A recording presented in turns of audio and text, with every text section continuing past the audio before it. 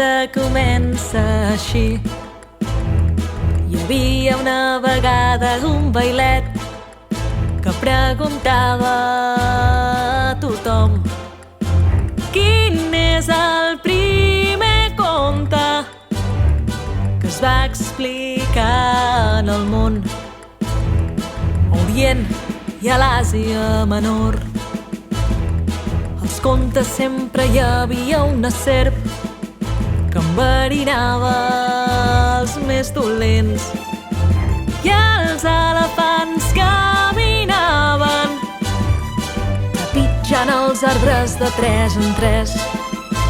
Des de contes de pirates i princeses i dragons, al llarg de la història humana n'hem passat de tots colors.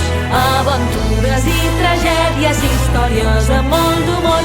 Els infants han de resoldre els misteris d'aquest món.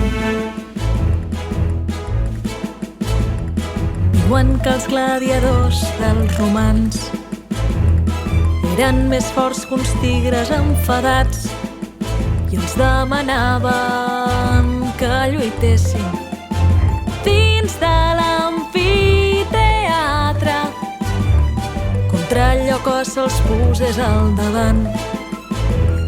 Més endavant van arribar uns pirates. El que els entusiasmava era robar.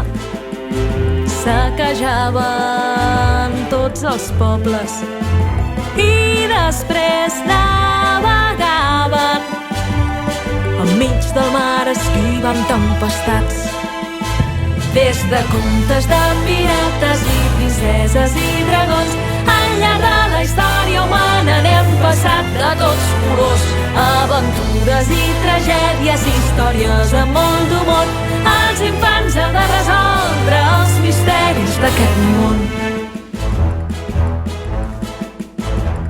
I així podríem seguir recordant les grans gestes dels humans, però encara queden per explicar un munt de noves històries que tots volem escoltar.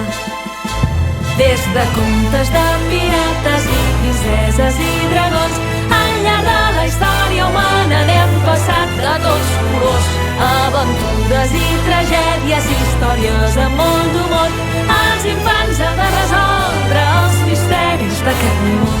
Des de contes de pirates i princeses i dragons, al llarg de la història humana n'hem passat de tots colors. Aventures i tragèdies, històries amb molt d'humor.